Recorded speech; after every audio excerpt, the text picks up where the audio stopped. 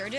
And so this week, inspired by free agency, are the Canty Power Rankings, my top 5 NFL splash moves this offseason. And the Canty Power Rankings are brought to you by SoFi. Get your money right. Before we get to the list, we got to do the introductions all the way around. She is the lovely Michelle Smallman.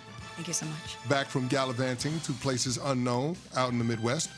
He is the Ocho, Evan Cohen. Number 8. With the beautiful shacket on today. Thank That's you. right. Love the color, too, by the way. Thank you. Very fitting. And I am the resident Super Bowl champ. Champ. Pat Costello, if you will. Number 5. DJ Moore being traded to the Buffalo Bills. This move reunites the Bills' new head coach Joe Brady with DJ Moore. The two worked together in Carolina, where Brady was the offensive coordinator. Moore has 5 seasons with 1,000 yards from scrimmage with 5 different quarterbacks. Josh Allen gets a bona fide number 1 wide receiver that can stretch the field, but also take a 5-yard slant 70 yards for a touchdown. Since 2020, DJ Moore is 3rd in catches of 40 air yards or more. During that same span, he's top 10 among receivers in yards after catch.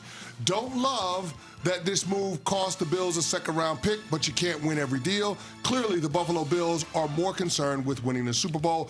DJ Moore being traded to the Bills, number 5, when my splash moves this offseason. I love this. They obviously said what was happening in Buffalo was not good enough when you move on from Sean McDermott, and you need to go all in. So adding another weapon to that offense for Josh Allen, I love this move. And he's not a loud wide receiver. And that matters, obviously, for Josh Allen in Buffalo. Let's be honest about that. The star wide receiver that you literally sit back and like, wait, what does he sound like? What has he said in his career? We've learned that's what Josh Allen and the Bills look for to surround their star, future Hall of Fame caliber quarterback. Next. Number 4. Malik Willis signs with the Miami Dolphins. 3 years, $67.5 million, $45 million guaranteed. The deal came in under what I expected for Willis. Willis follows new head coach Jeff Hafley and new general manager John Eric Sullivan from Green Bay.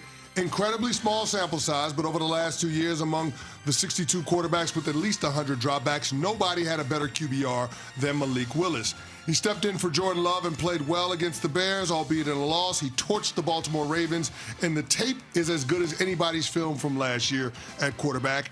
Adding a QB like Malik Willis with his skill set and athleticism to a group that features Devon Achane and Jalen Waddle, Miami has the makings of the fastest offense in the NFL. I'm sad that he's leaving Green Bay, pumped that he's getting an opportunity in Miami. And when this move happened, we all kind of expected it because it's Lambeau South now in Miami. But I thought Jordan Love better stay healthy because you don't have Malik Willis to plug and play and cover it up. So Jordan Love, this is your season. You better be healthy and you better be consistent. Backup QB in Green Bay has certainly been a launching point for big careers. Is there a name you'd want? So I was thinking about that. We talk about the Dolphin side of it. You know what I want? I want to not have to think about who the backup quarterback in Green Bay is going to be. She just got so mad at me. Because I want to ask you a question. I don't want to have to worry about it. I don't want to worry about who the backup quarterback in Green Bay is. I don't want to have to worry about who the next Malik Willis is because I want Jordan Love to be healthy and consistent and play at an MVP level. Okay. It's time. Over to you, CC. I'm afraid. Next. Number 3. Kenneth Walker signs with the Kansas City Chiefs. 3 years, $43 million, $28.7 million guaranteed. K9 is the 4th reigning Super Bowl MVP to change teams and the first since Dexter Jackson went to the Cardinals in 2003 after winning Super Bowl MVP with the Bucs. K9's run to the Super Bowl was one of the best ever by a running back, over 300 yards rushing, 100 yards receiving, and 4 touchdowns, just the 4th player to hit all 3 of those marks in a single postseason. One of the best pure runners in the entire league. He fits a huge need for Kansas City. The Chiefs were the only team in the NFL that didn't have a running back average 4 yards a carry last season. And their running backs combined for one rush of 20 yards or more, which was dead last in the NFL. K9 was 3rd in such runs of 20 yards or more. Kenneth Walker, Super Bowl MVP, sharing the same backfield as Patrick Mahomes. That checks in at number 3. I love this move on so many levels. And it's weird for someone to go to Kansas City not as a ring-chasing, front-running move because he was on a better team that won a ring. Yeah. That's number one. Number two, I hate the idea of a team like Kansas City drafting a running back in the top 10 of the draft. Why? Because you're guaranteeing yourself that you cannot give a guy a second contract. So I love the idea that they have now occupied that running back slot. They could use their draft pick maybe to help with their secondary, who if a guy hits, they can give a second contract or flip like they've done this offseason with Trent McDuffie. So I love this move on so many levels. He comes in, he complements the offense. They bring back Travis Kelce, obviously on a one-year deal, which we all kind of anticipated would happen yesterday. Kairis Tonga they get as a nose tackle. He could play fullback as well from New England. I love what Kansas City did yesterday. Very smart moves by a very smart team. Next. Number 2. Mike Evans signs with the San Francisco 49ers. 3 years, $42.4 million, 16.3 guaranteed. After a dozen years with the Bucs, Mike Evans joins Kyle Shanahan and Brock Purdy in the Bay on the West Coast. He leaves Tampa as the all-time leader in receptions, receiving yards, and receiving touchdowns. Injuries in 2025 kept him from 12 straight 1,000-yard receiving seasons. His streak of 11 straight 1,000-yard seasons is the longest streak to start a career and tied with Jerry Rice for the longest streak at any point of an NFL career.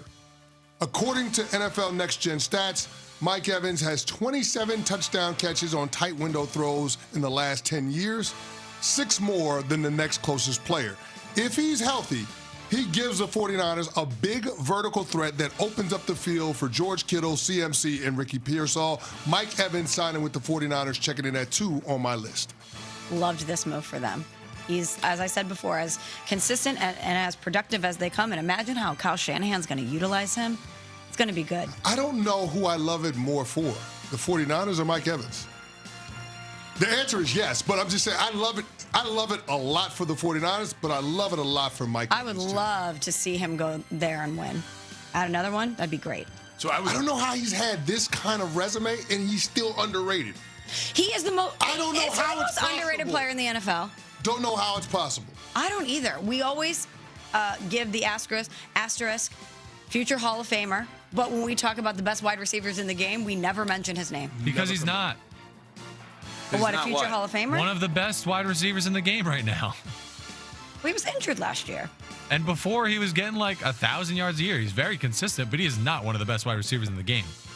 We can revisit that. Let's get to number 1. Yeah, Number that's a bold take, Cam. Number 1, of course, the Maxx Crosby trade to the Baltimore Ravens. The more I think about this trade, the more I actually like it.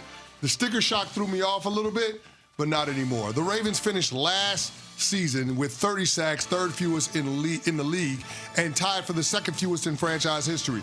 According to ESPN Analytics, Baltimore was one of 5 teams with a pass rush win rate below 30%.